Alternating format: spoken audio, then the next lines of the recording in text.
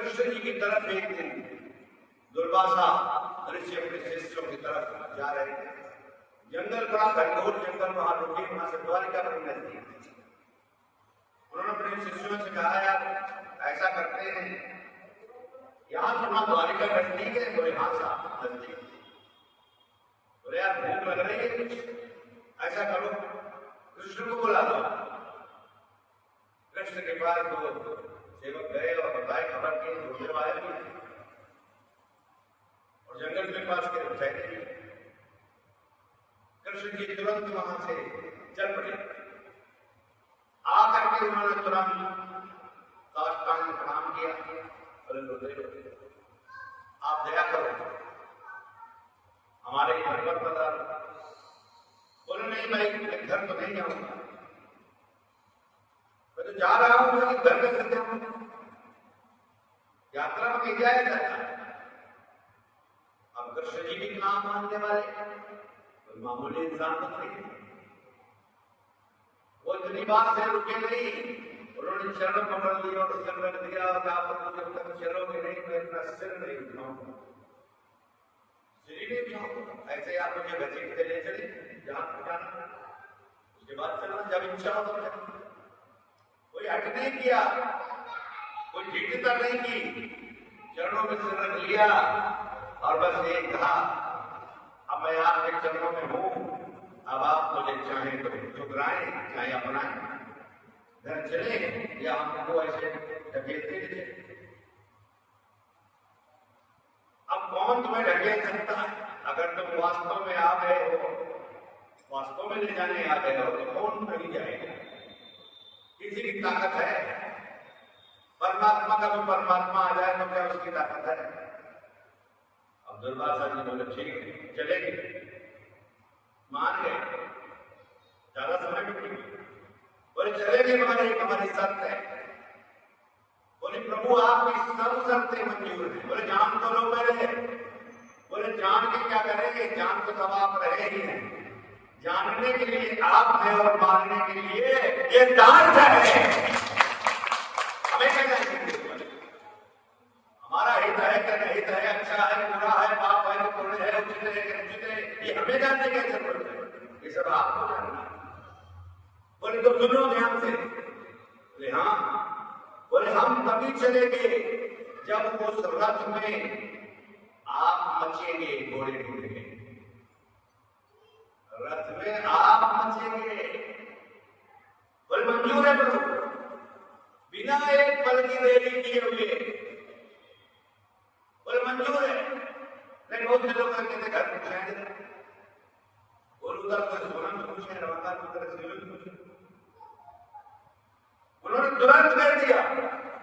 उन्होंने कहा पहले पूरी बात तो सुन लो, जल्दी क्यों कर रहे हो? बोले हाँ प्रभु आदेश करो। बोले आपकी महारानी पटरानी भी उस रथ में जुटेगी।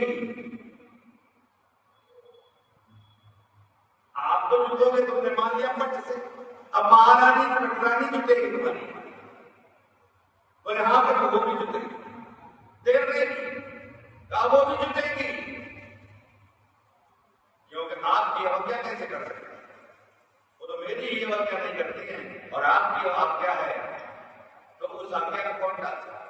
मैं अभी जाता हूं, आज्ञा दीजिए, घर जाता हूं दौड़कर और उनको भी ले आता हूं, और रथ तो आए मुझे जुट जाएंगे, घोड़े ऐसे चले। दौड़े दौड़े गए रुक्मिणी जी के पास, बैठी में सिंहासन पर बैठे, उन्होंने कहा चलिए उठिए। अरे बोले कहाँ, बताओ तो। अरे बोले बहुत जरूरी काम है। बोले बताओ बताओ। बोले हाथ पकड़ा चल दिया। बोले हम और तुम दोनों लोग रथ में घोड़े की जगह जुटेंगे और गुरुदेव उस रथ पर बैठकर घर आएंगे, ये उन्होंने शर्त रखी। और नहीं तो नहीं आएंगे। बोले अरे इतनी बात, अभी चलते जल्दी। दौड़े दौड़े दोनों लोग पहुंच गए वहां जाकर के गुरुदेव को प्रणाम किया। बोले चलिए गुरुदेव रथ तैयार है, आप विराजमान हो। प्रणाम किया और जुट गए रथ में। अब दुर्वासा ऋषि जी बैठ गए और फिर उन्होंने कहा है दरबारा उनके सिर से नीचे तुम भी बैठ लो रथ में। ये हमको नहीं चल रहा है कि इसको परेशानी नहीं हो रही, आप 10-12 को रखेंगे तब तो परेशान होगा। तो जब तुम समझते हो कि वो परेशान कर रहे हैं तो परेशान नहीं है, तुम्हारी कक्षा बढ़ा रहे हैं, तुम्हारे नंबर बढ़ा रहे हैं, तुम्हारे अंक बढ़ा रहे हैं, तुम्हारी डिवीजन बढ़ा रहे हैं और तुम्हें आगे पहुंचा रहे हैं। और तुम क्या कहते हो, आप क्या, वो दोनों खुशी खुशी मच गए और चल दिए, चलते चलते। और जंगल से जंगली रास्ते कैसे होते, ऐसी कोई सड़कें होती नहीं, तो अपन लोग ले जाकर के रथ पर पहुंचे। सारे सैनिक देख रहे थे, सारे द्वारपाल देख रहे थे, सारी जनता देख रही थी कि महाराजा और महारानी जुटे हुए ये कैसे बोले, ये नहीं कैसे, ये नहीं कहा किसी ने। आजकल तो तुम्हारे संसदी भाई या कुछ वाले कहने लगे हैं ये यार क्या करते हो, हम तो नहीं करते, जाने क्या क्या करेंगे लोग, डरते हैं। लोग क्या कहेंगे इसको भी डरते हैं, ये भी एक बंधन है, बॉन्ड ऑफ पब्लिक ओपिनियन। लोग क्या कहेंगे, खैर ले गए वहां, चरण सुधार करके आर्थिक पूजा की और बैठाला। और बैठाल करके जब उन्होंने कहा कि प्रभु अब भोजन की 56 प्रकार के व्यंजन बनवाए, 56 प्रकार के व्यंजन बनवा करके उन्होंने रखे और रख करके प्रणाम किया और कहा भोग लगाइए उनके। उन्होंने देखा और कहा ये सब बेकार है, 56 प्रकार के व्यंजन बनाए और वो क्या कर रहे हैं गुरु जी, ये सब बेकार हटाओ, खाने योग्य नहीं। तुम तो खाली एक प्रकार की कोई चीज बड़ी मेहनत से बना के लाओ, पेड़ा बना के लाओ, खोया बना के लाओ, कुछ भी लाओ। बोले साहब बड़ी चीज बड़ा ही कम आएगा, बल्कि कौन खाता कुमेड़ा में, बोले कुमेड़ा भी बर्फी है बहुत अच्छी, बड़ा ठंडी होती है, बड़ा फायदा करती है। यानी ऐसे बताना जैसे वो कुछ नहीं जानते, तुम सब जानते हो।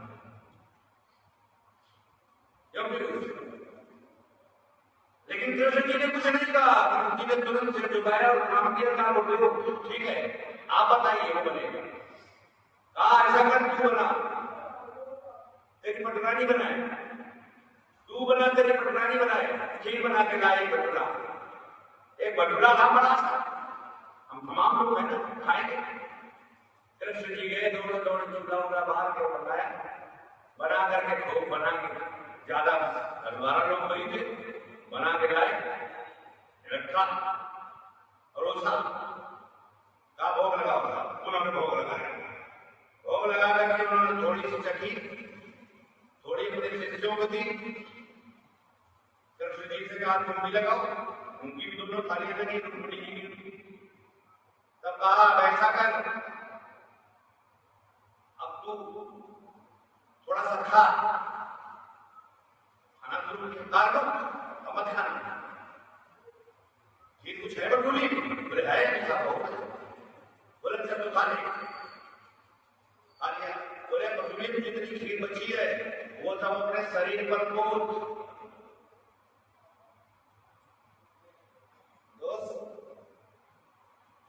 विचार करो कि तुम क्या करते हो, तुम कितनी दूर हो मंजिल। उन्होंने कहा खीर अपने शरीर में पूरी मत लो, पूरे में मत लो, पूरे शरीर में उन्होंने खीर प्रणाम करके लगाना शुरू की। कृष्ण जी सामान्य व्यक्ति तो है नहीं, लगा डाली, पूरे लगा डाली और पैर जब आ गए तो उन्होंने हाथ जोड़कर प्रणाम किया, ये आपका प्रसाद है, इसलिए मैं पैरों में लगाना उचित नहीं समझता। तो ठीक है, तेरा पूरा शरीर तो वज्र की तरह हो गया, किंतु पैर तेरे मांस और हाड़ के ही रह गए। इस पूरे शरीर में किसी प्रकार का, किसी का अस्त्र और शस्त्र और किसी प्रकार की कोई भी वचन और वाणी और शक्ति भी काम नहीं कर सकती है। तेरे शरीर को क्षति नहीं पहुंचा सकता, लेकिन पांव तेरा कच्चा रहेगा। अब जो कुछ होगा खतरा तेरा पांव से है, इस शरीर से नहीं। प्रणाम किया, धन्यवाद किया, बोले जय श्री आपकी। वो तो चले गए, बोले आज तुम सभी परीक्षाओं में पास हो गए। पहली परीक्षा ये थी कि मैं जाऊंगा नहीं, तुम ले आया। दूसरी परीक्षा ये थी कि तू और तेरी पटरानी रथ में जो उतर ले आए। और तीसरा परीक्षा का ये थी कि तूने 56 प्रकार का व्यंजन बनाया, मैंने उसे हटा दिया, चल हटाए बेटा, तेरे अंदर कोई मान सम्मान कोई मलिनता नहीं है। और उसके बाद जो तेरे से भोजन बनवाया वो भी तुझे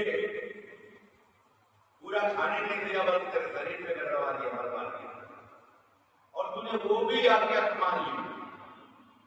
इस प्रकार से आज तू अपने समस्त परीक्षाओं में पास हो गया है, भक्त हो गया है। अब तुझे जो कुछ भी होगा पांव से होगा, ऊपर से नहीं होगा, नीचे से। और इसीलिए उसी के कुछ समय बाद ही कृष्ण जी के पांव में पहेलिए थे क्या मारा, बार बार, सभी को पता।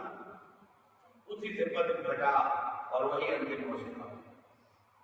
कहने का मतलब यह है, गुरु की आज्ञा में चलने वाले को दसों दिशाओं में रक्षा करने वाला होता है। आज्ञा पालन की रक्षा कवच है। सेवा ही सबसे बड़ा विनम्रता का कवच है, क्योंकि अगर विनम्रता नहीं है तो सेवा नहीं कर पाओगे। कोई टोक देगा तो गुस्सा जाओगे, कोई कुछ कह देगा तो चिढ़ जाओगे, कोई सेवा छीन लेगा तो नाराज होकर भाग जाओगे। अगर सेवा लेने वाला सेवा को मना कर देगा तो मुंह बना रहेगा। इस प्रकार से कहीं न कहीं मलिनता आ जाएगी। और ये सभी चीजें बताती हैं कि आपको सेवा का भी भाव तो है, लेकिन सेवा की महिमा भी पता नहीं। सेवा से प्रभु प्रसन्न होते हैं, सेवा से सामान्य मालिक दुकानदार प्रसन्न हो जाता है, किसान प्रसन्न हो जाता है, व्यापारी प्रसन्न हो जाता है, अधिकारी प्रसन्न हो जाता है। तो सेवा सबको प्रसन्न करने वाली है। इसलिए सेवा से जो गुरु को प्रसन्न करता है, परमात्मा अपने आप उसको पहले से ही प्रसन्न दिखता है। और जिसका प्रमाण